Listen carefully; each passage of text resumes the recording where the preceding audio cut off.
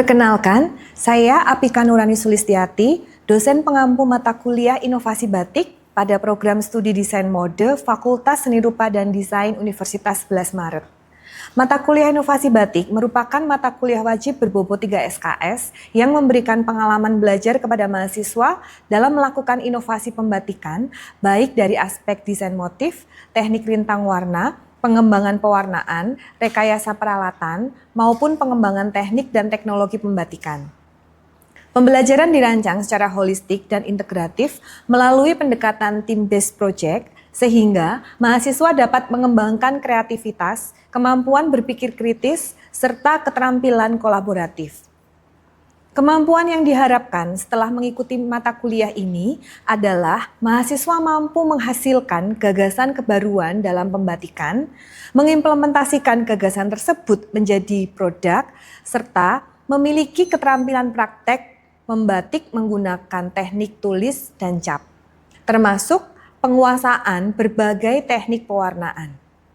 Capaian pembelajaran mata kuliah juga diarahkan untuk membentuk sikap bertanggung jawab, inovatif, mampu mengembangkan kriya tekstil berbasis kearifan lokal secara akademis. Pada implementasinya, salah satu materi pembelajaran yang saya laksanakan adalah praktek batik cap dengan peserta mahasiswa inbound dalam program pertukaran mahasiswa dari Universitas Tsinghua Tiongkok. Kegiatan ini tidak hanya memperkenalkan teknik batik cap sebagai warisan budaya Indonesia, tetapi juga menjadi ruang pembelajaran lintas budaya yang memperkuat pemahaman global dan apresiasi terhadap keberagaman. Dari aspek delivery, sistem pembelajaran dilaksanakan secara luring melalui kombinasi simulasi, diskusi, pembelajaran kolaboratif, dan pembelajaran berbasis proyek. Mahasiswa diajak memahami konsep batik cap mulai dari pengenalan alat dan bahan, persiapan meja cap, penggunaan canting, bahan tembaga dan material alternatif, hingga proses pencapan dan evaluasi hasil karya. Pembelajaran berpusat pada mahasiswa dengan memberikan kesempatan untuk mengeksplorasi dan mengimplementasikan ide secara langsung dalam suasana belajar yang aktif dan kontekstual. Dari aspek interaksi antara saya sebagai dosen dan mahasiswa dibangun melalui pendampingan intensif selama praktek berlangsung.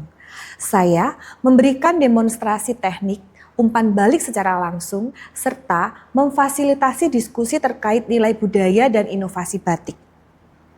Pada kelas yang melibatkan mahasiswa dari Universitas Tsinghua, interaksi juga berlangsung secara lintas budaya, di mana mahasiswa Indonesia dan Tiongkok saling bertukar pengalaman, perspektif, dan pengetahuan mengenai seni serta tradisi masing-masing. Hal ini menciptakan lingkungan belajar yang inklusif, kolaboratif, dan memperkuat kompetensi global mahasiswa. Selanjutnya, dari aspek asesmen, sistem penilaian mata kuliah mengacu pada RPS dengan penekanan pada penilaian unjuk kerja dan hasil proyek. Teknik penilaian dilakukan melalui observasi partisipasi mahasiswa selama mengikuti pembelajaran dan evaluasi terhadap produk yang dihasilkan. Adapun indikator penilaian pada materi praktek batik cap meliputi kesiapan mahasiswa dalam mempersiapkan meja cap sesuai prosedur, ketepatan penggunaan canting cap, tingkat kerapian hasil pencapan, kemampuan menyusun komposisi motif, serta kesesuaian hasil akhir dengan perencanaan yang telah dibuat. Selain itu, penilaian juga mempertimbangkan kemampuan mahasiswa dalam bekerja sama, memecahkan masalah selama proses praktik berlangsung, dan mengkomunikasikan hasil pembelajaran yang diperoleh. Dengan demikian, proses asesmen tidak hanya mengukur hasil akhir, tetapi juga mengapresiasi proses belajar dan pengembangan kompetensi mahasiswa secara menyeluruh. Melalui mata kuliah inovasi batik ini, saya berupaya menghadirkan pembelajaran yang efektif, interaktif, berpusat pada mahasiswa, serta relevan dengan perkembangan global. Kegiatan praktek batik cap bersama mahasiswa inbound Universitas Tsinghua menjadi salah satu wujud implementasi pembelajaran yang tidak hanya menghasilkan karya, tetapi juga membangun jembatan budaya dan memperkuat jejaring akademik internasional. Untuk materi hari ini saya beri tajuk Batik Jembatan Budaya Indonesia dan Tiongkok. Next. Jika kita berbicara dengan Indonesia, Indonesia itu kan adalah negara kepulauan yang terdiri dari lebih dari 17.000 pulau, memiliki lebih dari 1.300 suku bangsa dan kaya akan tradisi dan seni. Kalau di Indonesia, kami itu punya mungkin beratus-ratus macam kain tradisional. Nah, kalau dari Tiongkok kira-kira ada atau tidak ya yang sama dengan yang kita miliki di sini? 印尼的传统习俗和艺术形式也特别多，比如那个布料，有这样的什么呢？ Iya. Cara, 叫 cara. Oh, namanya itu cara. Cara itu apa ya?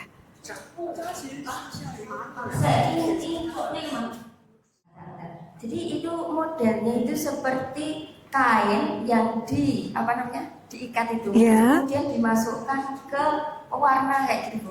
Oke, ya. Ya, kalau di sini tuh namanya jembutan bulian. Ya, semacam shibori ya kalau di Jepang gitu ya. Oke, namanya cara. Kalau di Tiongkok itu kan yang terkenal itu sulamnya ya kalau biasanya itu bulian. 我们知道那个程度有什么呢？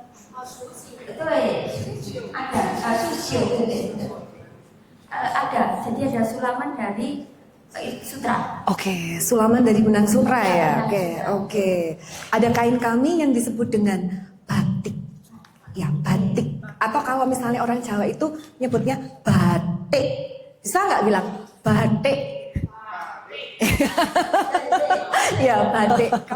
Nah, batik itu sebenarnya kata batik ini berasal dari apa sih? Batik itu katanya itu berasal dari yang pertama adalah ombo, yang kedua adalah titik. Ombo itu maksudnya adalah menulis, titik itu sama dengan titik juga. Titik. Titik Menulis titik jadinya ya. Jadi batik ini adalah seni menghias kain dengan menggunakan lilin dan pewarna untuk menciptakan berbagai macam motif. Jadi kain batik itu seperti apa? Contohnya adalah seperti yang saya bawa hari ini. Di sini ini adalah kain dari ibu saya. Batik itu juga bisa dijadikan sebagai harta warisan juga, turun temurun dari generasi ke generasi. Oke, teman-teman, kenapa kok batik itu disebut menulis titik? Nah, kenapa menulis titik? Karena di sini itu motifnya itu kecil-kecil. Pada tanggal 2 Oktober 2009, batik dari Indonesia ini sudah diakui oleh UNESCO sebagai warisan budaya dunia. Nah, batik ini sendiri juga digunakan dalam kehidupan sehari-hari, kemudian pada upacara-upacara adat hingga pada acara kenegaraan. Baik, sedikit mengulas terkait dengan sejarah singkat batik. Jadi batik ini pertama berkembang di kerajaan-kerajaan Jawa. Kira-kira pada sudah sejak masa lampau, mungkin pada masa prasejarah itu sudah berkembang di kawasan Nusantara. Buktinya adalah dari peninggalan-peninggalan atau relief-relief candi. Jadi batik ini mencapai puncak tekniknya itu pada masa kerajaan Majapahit dan Mataram.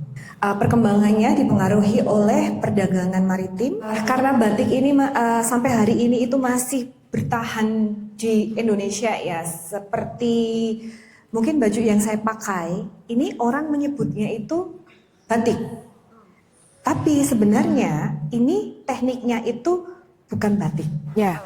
Jadi kalau batik yang ini itu adalah batik yang dibuat dengan teknik tulis dengan menggunakan alat yang disebut canting. Kita akan mempraktekkan cara membuat batik tapi dengan teknik cap. Ya, karena teknik cap ini lebih cepat pembuatannya. Nah, jadi di sini batik itu juga menandai adanya hubungan antara Indonesia dan juga Tiongkok. Ya, karena apa?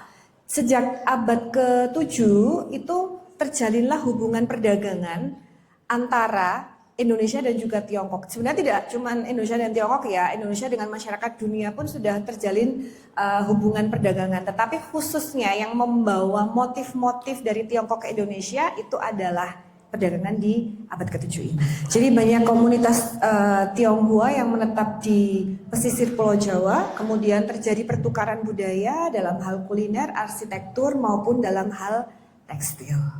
Nah, di dalam batik itu ada pengaruh budaya Tiongkok. Itu dari apa gitu ya. Nah, kalau teman-teman lihat dari batik yang saya bawa ini kan ini ya apa namanya?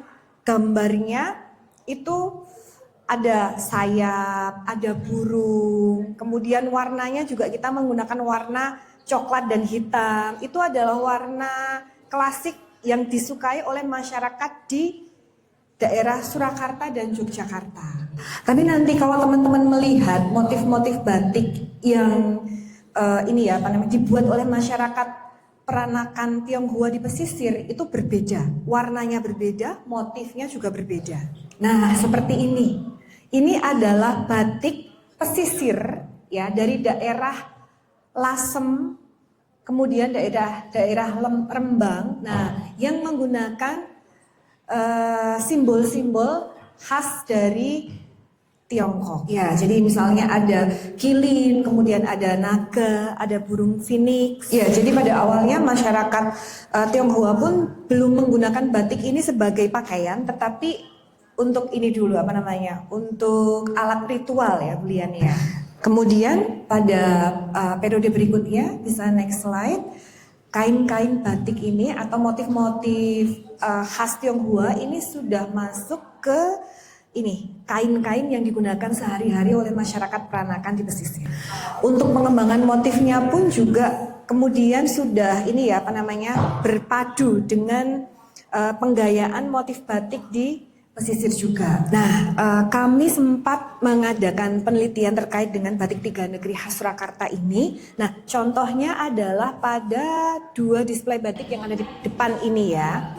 Nah, mirip juga dengan batik ini. Ini juga adalah batik tiga negeri juga, sama gitu ya. Ya, jadi bisa dilihat ya betapa kayanya motif batik yang ada di Indonesia ini. Ya, jadi batik sudah berkembang dari masa ke masa sehingga varian motifnya juga ikut berkembang bersamaan dengan ini perkembangan budaya. Sudah masuk ke periode masa kini. Nah, jadi batik ini bisa digunakan dalam dunia mode, pada produk interior dan kria, pada seni kontemporer dan juga pada fashion berkelanjutan. Nah, jadi kalau zaman dulu ini batik ini kan hanya digunakan untuk kegiatan berkain ya. Kita menggunakan kain ini tidak dipotong tetapi hanya kita lilitkan begitu. Tetapi pada saat ini batik sudah digunakan sebagai pakaian.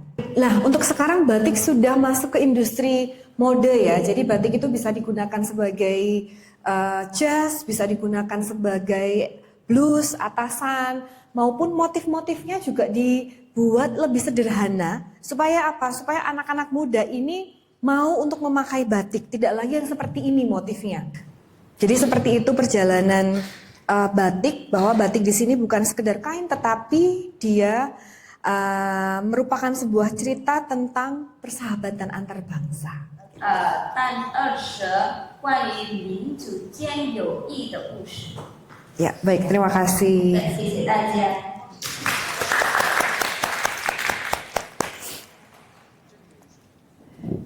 Baik, ini sudah selesai Bulian, kemudian kita langsung praktek ke bawah ya. Tadi saya menyampaikan batik yang saya jelaskan di atas, batik tulis, itu kita menggunakan alat seperti ini. Canting. 粘顶， Iya, 滑 canting. 的时候， Jadi bisa dibayangkan lama kan, lama karena menggunakan ini satu persatu. 因为有这个工具，所以呢，我们做 batik 的时候是比较久。 Iya, nah kemudian karena kebutuhan batik itu semakin meningkat, maka para pembuat batik ini menciptakan alat batik yang namanya alat cap.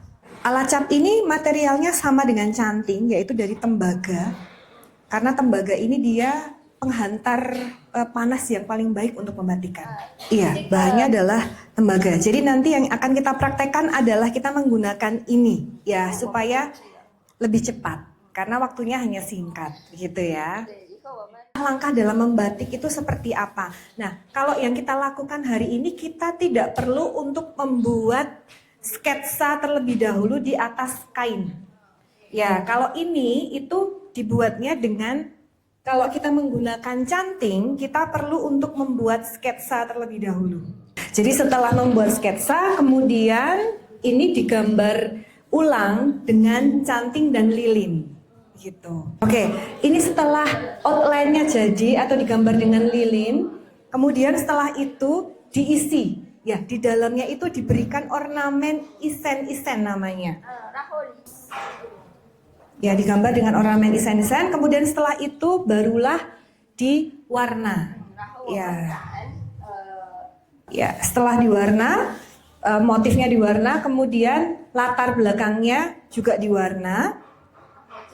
Terakhir adalah proses penghilangan malam atau disebut dengan ngelorot. Ya, jadi tadi yang terkena lilin itu dia menjadi warna putih. Gambarnya menjadi warna putih. Warnanya terhalang oleh lilinnya sehingga warnanya sama dengan warna kain di awal. Ya, jadi kita langsung akan melakukan pencapan, kemudian setelah kita mengecap lalu langsung diwarna. Karena kita ada 7 pilihan motif capnya, begitu. Ya, kemudian ini karena selendang ya, selendang itu nanti menghadapnya adalah begini dan begini. Ya, jadi tengah-tengah nanti begini nah, ya.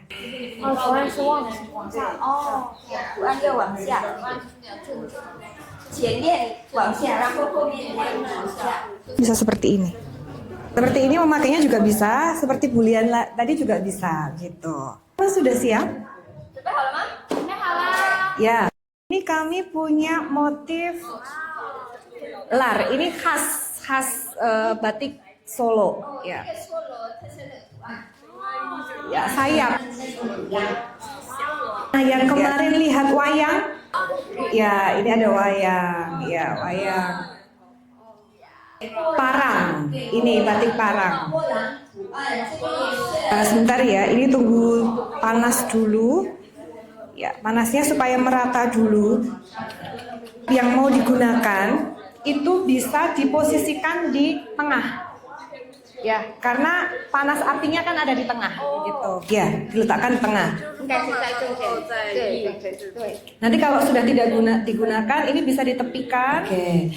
Kemudian ini di dalam wajan ini kita ada ini ya saringan supaya kotoran dari lilinya itu tidak ikut ke kain. Jadi ini ada kain, kemudian ada goni dan juga ada saringannya. Nah, ini namanya adalah meja cap. Ya, meja cap itu dia kondisinya harus dingin. Ya. Bawahnya ini ada air. Nah, di bawahnya ini ada air. Dia harus dingin supaya apa? Supaya nanti malamnya dia cepat beku. Iya. Nah, kemudian ini di atasnya ada yang paling atas ini ada plastik khusus untuk batik, kemudian bawahnya ada kertas yang tebal, bawahnya ada kain, bawahnya lagi ada spons. Oke, nah nanti kita bisa mencoba di kain ini ya. Oke, sebentar, ini dulu aja. Nah, saya beri contohnya cara mengecap ya. Jadi ini nanti catnya diletakkan dulu di area yang ada lilinnya. Di area yang ada lilinnya. Ya, ya begini. Ya, kemudian ini dikibaskan dulu supaya lilinnya turun. Awas.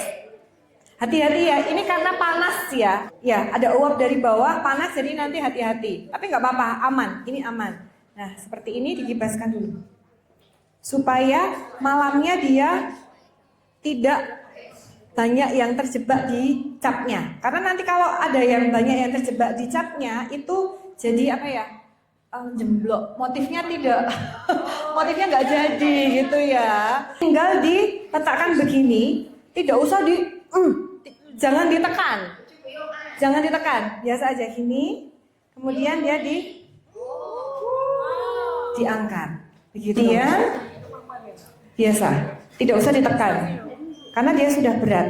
Ya, terus jangan diangkat begini ya. Mengangkatnya adalah gitu. Ya, pelan-pelan aja begini. Ya, jadi jangan Ya.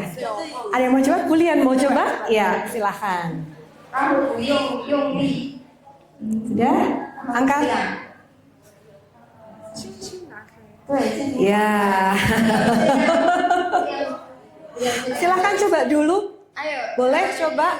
Dan cetakan yang lain ya? Ini boleh. Motif yang lain boleh.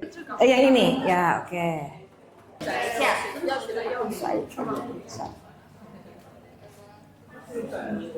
Coba dicatat. Masih banyak itu, ya. Ya, angkat. Ya, oke. Nanti yang kena ini jadinya putih, Bulian. Ya, blok. Memang itu blok. 带一个蜡烛，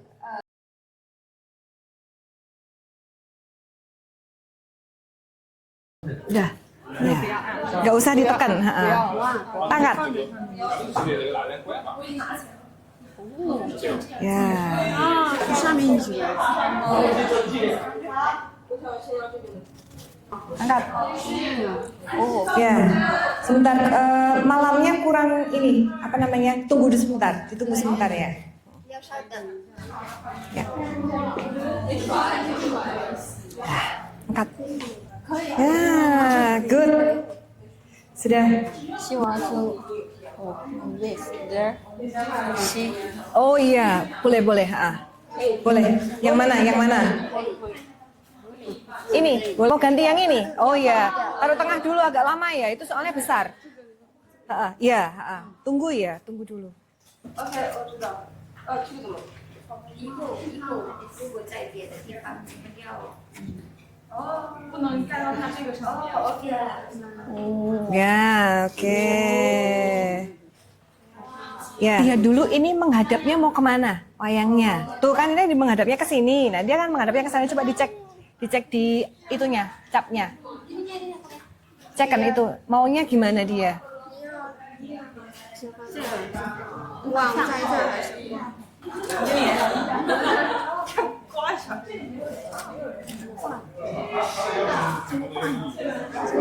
Bagus. Ini kan sama dengan ini.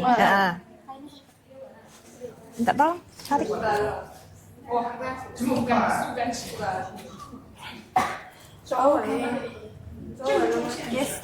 Oke, warna ya. Yuk. Jadi ini kita akan membuat ramuan pewarnaan batik dengan zat warna sintetis naphthol. Ya, untuk membuat naphthol, larutan naphthol, kita membutuhkan dua jenis bahan, yaitu naphthol dan garam diazo. Yang pertama, kita akan membuat larutan naphtholnya terlebih dahulu. Ini kita akan menggunakan naphthol ASD. Kemudian garam diazonya nanti akan menggunakan garam diazo merah B gitu. Nah, untuk perbandingan naphthol dan garam diazonya itu bisa menggunakan perbandingan 1:2 atau 1:3. 1 untuk naphtholnya dan 2 atau 3 bagian untuk garam diazonya. Jadi, misalnya kita menggunakan kain sejumlah 1 yard, itu yang dibutuhkan adalah kira-kira 7 gram naphthol dan 14 gram garam diazo. Baik, sekarang kita akan timbang untuk naphtholnya. Ini saya sudah menggunakan timbangan sejumlah 15 gram. Ini bisa kita timbang. Ya. Oke. Ini adalah 15 gram untuk naphtholnya. Kemudian untuk garam diazonya kita akan menggunakan warna merah biru. Ini kita akan timbang untuk garam diazonya sejumlah 2 kali dari komposisi naphtholnya. Kalau naphtholnya kita menggunakan 15 gram, berarti untuk garam diazonya kita akan menggunakan 30 gram. Thank you. Ya. Oke, sudah pas untuk timbangannya garam diazonya sejumlah 30. Nah, kemudian naphthol ini nanti akan kita campurkan dengan caustic soda dan juga dengan TRO. Nah, ini TRO. Jumlahnya berapa? Caustic soda dan TRO ini adalah komposisinya setengah dari jumlah naphthol-nya. Jika tadi kita menggunakan naphthol-nya itu adalah 15, Berarti untuk caustic sodanya kita membutuhkan kira-kira 7 gram. Oke, 7 gram. Nah, 5 tambah 2, 7. Kemudian TRO-nya kita juga membutuhkan 7 gram TRO.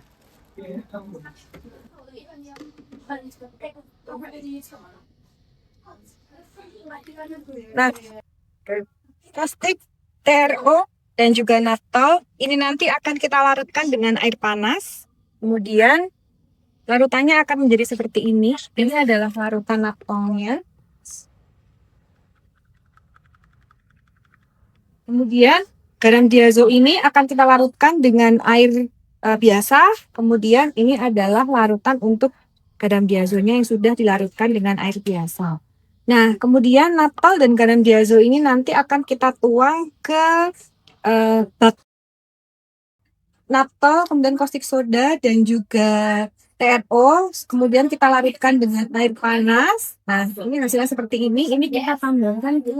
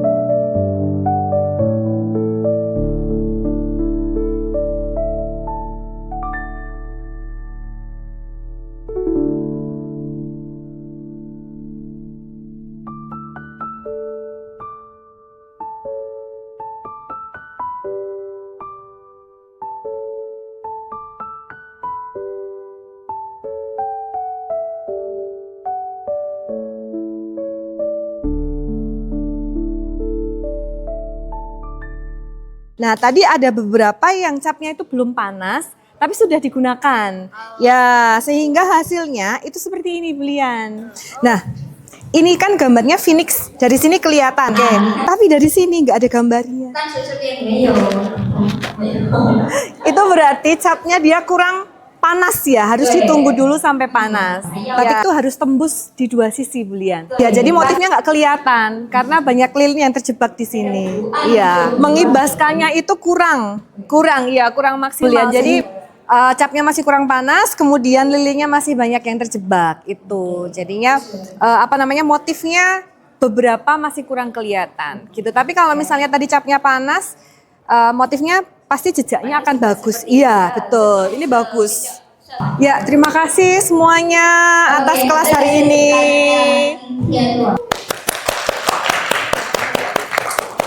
Sebagai penutup, saya meyakini bahwa pembelajaran yang bermakna adalah pembelajaran yang mampu menghubungkan pengetahuan, keterampilan, dan nilai-nilai kemanusiaan. Melalui mata kuliah inovasi batik ini, mahasiswa tidak hanya belajar mengenai teknik dan inovasi pembatikan, tetapi juga belajar untuk berpikir kreatif, berkolaborasi, serta menghargai keberagaman budaya dalam konteks global. Kegiatan praktek batik cap bersama mahasiswa Inpon dari Universitas Tsinghua Tiongkok menjadi bukti bahwa warisan budaya Indonesia dapat menjadi media diplomasi budaya dan sarana membangun jejaring akademik internasional. Saya berkomitmen untuk terus menghadirkan proses pembelajaran yang interaktif, inklusif, dan berpusat pada mahasiswa, sehingga mampu menghasilkan lulusan yang unggul, adaptif, dan memiliki wawasan global tanpa meninggalkan identitas budaya bangsa. Terima kasih.